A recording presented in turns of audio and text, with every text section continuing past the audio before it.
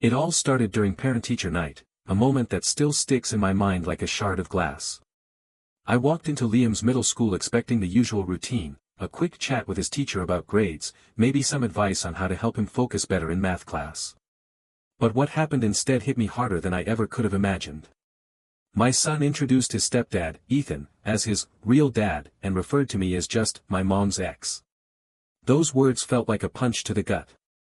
I shook the teacher's hand, thanked her for her time, and left without saying another word. That same week, things spiraled further out of control. His braces payment bounced because Claire had been using an old account number I'd closed months ago, and his summer camp spot got cancelled when I stopped the final installment payment. By the time Claire showed up at my door crying, I knew something deeper was going on. Let me back up a bit so this makes sense. Claire and I divorced 3 years ago after I discovered she cheated on me. It wasn't one of those situations where we drifted apart or grew tired of each other, it was betrayal, plain and simple. She broke my trust, and no matter how much I loved her, I couldn't stay married to someone who had hurt me like that. We agreed to share custody of our 11-year-old son, Liam, and move forward separately. The arrangement was supposed to be straightforward. I'd pay child support, cover his medical expenses, and we'd split major decisions together. At first, it worked. Sure, there were moments of tension, but overall, we managed to co-parent effectively. Then last year, Claire remarried some guy named Ethan who works in insurance. At first glance, he seemed nice enough, polite, well-dressed, always willing to lend a hand around the house. Liam adjusted well to having a stepdad around, or at least that's what I thought. But that Thursday evening at Liam's middle school changed everything. Claire and I had agreed months earlier that I'd handle this particular parent-teacher conference since she'd gone to the last one. So, I arrived right on time, found Mrs. Thompson's classroom, and waited in the hallway with the other parents. When my turn came, I walked in expecting the standard rundown of Liam's grades and behavior. Instead, Mrs. Thompson smiled warmly and gestured toward the small chair across from her desk. She launched into her prepared remarks about how bright Liam is but mentioned he sometimes struggles to focus in math class. About 5 minutes in, she said something that stopped me cold. She thanked me for finally meeting her, explaining that she'd already spoken with Ethan several times this year about Liam's progress. I stopped her right there and asked what she meant. She looked confused and explained that Ethan had been coming to school events, signing Liam up for the science fair, and even attending the parent volunteer orientation. According to her communication log, Ethan was listed as the primary contact for school matters and had been handling most of the correspondence with teachers. Suddenly, everything clicked into place. I asked Mrs. Thompson to show me the school's contact information, and sure enough, Ethan's name was listed as the main emergency contact while mine was marked as secondary. Claire must have submitted updated forms at the start of the school year, making Ethan the go-to person for all school communications, and she hadn't said a word to me about it. Mrs. Thompson seemed genuinely uncomfortable as she realized something was wrong. She mentioned that just last week, Liam had introduced Ethan to his soccer coach as his real dad, and referred to me as his mom's ex-boyfriend. She thought it was strange at the time but assumed it was just kids being confused about family dynamics. I thanked her for her time, asked for copies of all the contact forms Claire had submitted, and left the building. On the drive home, I had plenty of time to process what had happened. This wasn't just Claire remarrying, it was her actively working to push me out of Liam's life and replace me with Ethan. The changes at school were only the beginning. That night, I spent hours going through my files and making phone calls. I discovered that Claire had also changed Liam's emergency contacts at his doctor's office, updated his dental insurance to remove my notification preferences, and listed Ethan as the authorized pickup person for the summer camp program I'd been paying for. She'd essentially been conducting a systematic campaign to make Ethan the primary father figure. Every decision she made felt like a deliberate attempt to erase me from Liam's life. The next morning, I called my lawyer and scheduled an emergency meeting. I brought all the documentation I'd gathered, including the school contact forms and medical notification changes. My attorney confirmed what I already suspected. Claire had violated multiple aspects of our custody agreement by making unilateral decisions about Liam's welfare and actively undermining my parental involvement. We filed a motion for contempt of court that afternoon, but I decided to handle the immediate situation my own way. I called Liam's orthodontist and discovered that while I was still listed as the financial responsible party, Claire had been bringing Ethan to appointments and presenting him as Liam's stepdad who helped with medical decisions. The next brace's payment, a $1,200 adjustment, was scheduled to process on Monday, but it would be declined when it hit my old account. I'd moved my banking around 6 months ago when Claire kept accidentally overdrawing the joint account we'd maintained for Liam's expenses. I'd given her the new account information, but she'd apparently continued using the old routing numbers, assuming I'd just keep covering the difference when payments got returned. Monday morning brought the expected phone call. Claire was frantic, explaining that Liam's orthodontist had called about the declined payment and was threatening to suspend his treatment. She demanded to know why I'd sabotaged the payment, and I calmly explained that I'd closed the old account months ago due to unauthorized charges. She immediately started yelling about how I was being petty and hurting Liam over adult problems. I let her vent for about 30 seconds before interrupting to ask why Ethan hadn't covered the payment since he was apparently Liam's primary father figure now. The line went quiet. I continued by mentioning that I'd also stopped the summer camp payment since Ethan should probably handle that responsibility as well. Claire's voice cracked as she asked what I was talking about. I explained that since she'd made Ethan the primary contact for everything school-related and had Liam introducing him as his real father, it seemed logical that Ethan should take over the financial responsibilities, too. The camp cancellation hit hard because Liam had been looking forward to it for months. It was a specialized STEM program that cost $3,000, and I'd paid the deposit back in February. The final payment was due this week, and without it, Liam would lose his spot.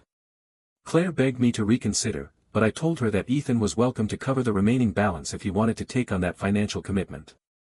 The immediate consequences were already piling up, though.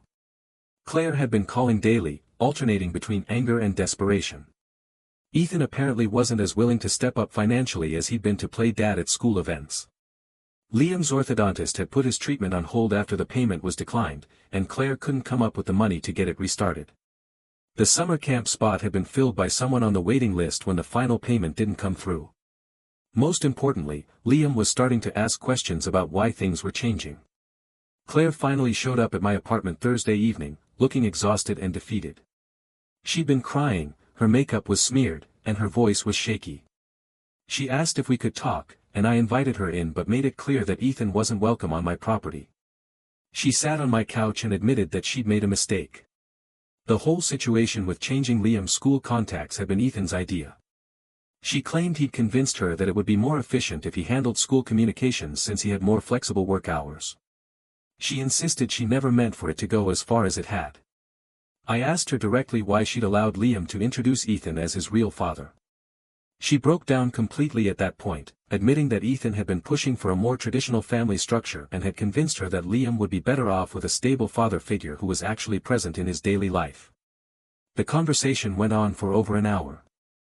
Claire explained that Ethan had been increasingly controlling about her relationship with me, constantly questioning why she needed to coordinate with her ex-husband about anything. He'd made her feel like maintaining a co-parenting relationship was somehow disrespectful to their marriage. As she talked, memories of our own marriage came flooding back, the arguments, the lies, the betrayal. I remembered the day I found out about her affair.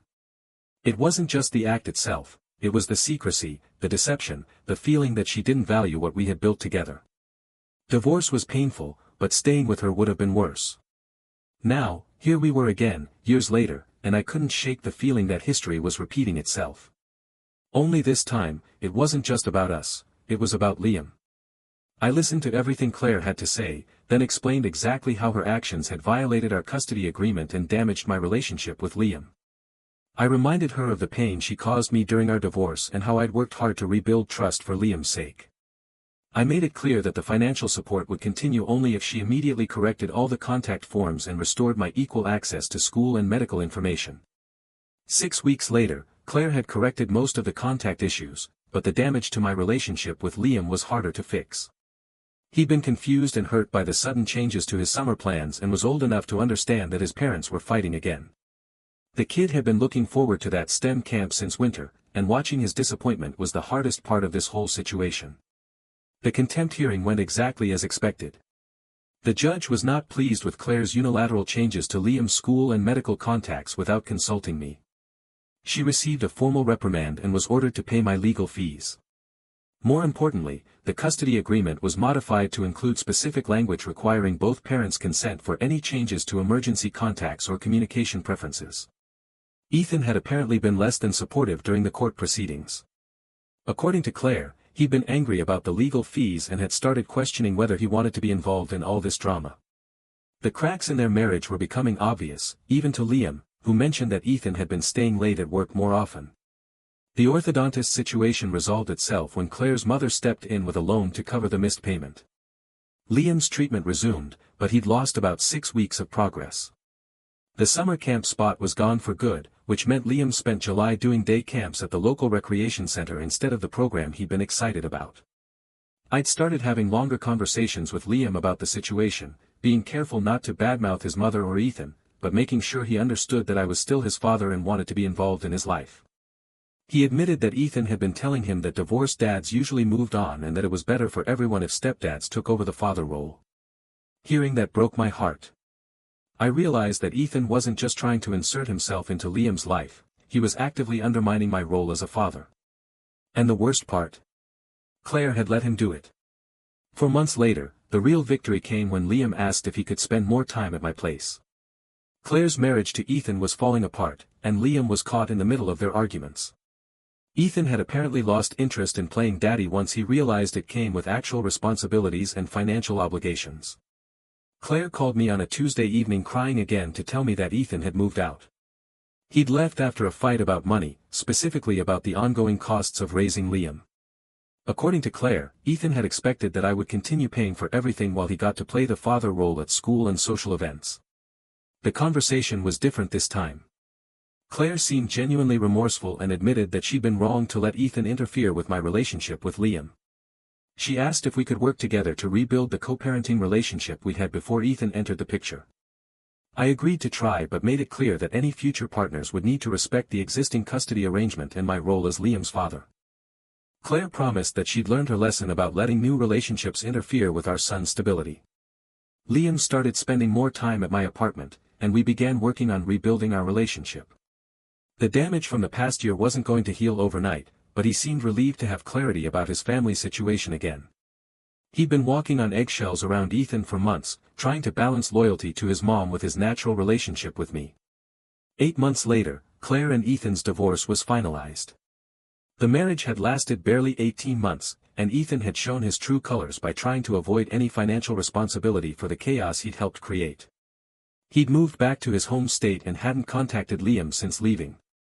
Liam adjusted well to Ethan's absence, which told me everything I needed to know about how genuine that relationship had been. Kids can sense when someone's interest in them is conditional. And Ethan's quick exit confirmed that his feelings for Liam had been more about impressing Claire than about actually caring for her son. The custody arrangement was working better than ever. Claire had learned to appreciate having a co-parent who was actually committed to Liam's well-being, and I'd learned to be more vigilant about protecting my parental rights. We both grew from the experience, even if it had been painful. Liam's grades improved significantly once the family drama settled down. He made the honor roll for the first time in 2 years and joined the robotics club at school. The summer camp situation had been disappointing, but he'd found other activities that interested him just as much, including a weekend engineering program that was actually better suited to his interests. Looking back, I'm grateful that the situation forced us to address the problems in our co-parenting relationship. Claire's attempt to sideline me had backfired completely. But it had also shown Liam that I wasn't going anywhere and that our relationship was worth fighting for. The financial lessons weren't lost on Claire either. She'd learned that finding someone willing to play house was very different from finding someone willing to take on the actual responsibilities of parenthood. Ethan's quick retreat when money became an issue had been the wake-up call she needed. Today, Liam and I have a stronger relationship than we've had since the divorce. He knows I'm his father and that I'll always be there for him regardless of who else might come and go in his mother's life. That's worth more than any amount of child support or legal fees. Through all the pain and frustration, one thing became crystal clear: being a parent isn't just about providing financially or showing up occasionally, it's about showing up consistently, emotionally, and authentically. And that's something I'll never stop fighting for. The months following Ethan's departure were quieter but carried a weight of reflection for all of us. Claire and I had reached an uneasy truce, one built on mutual respect and a shared commitment to Liam's well-being. It wasn't perfect. There were still moments when old wounds flared up, usually during tense discussions about finances or scheduling, but we were making progress. For the first time in years, it felt like we were truly co-parenting again, not just negotiating our roles as ex-spouses.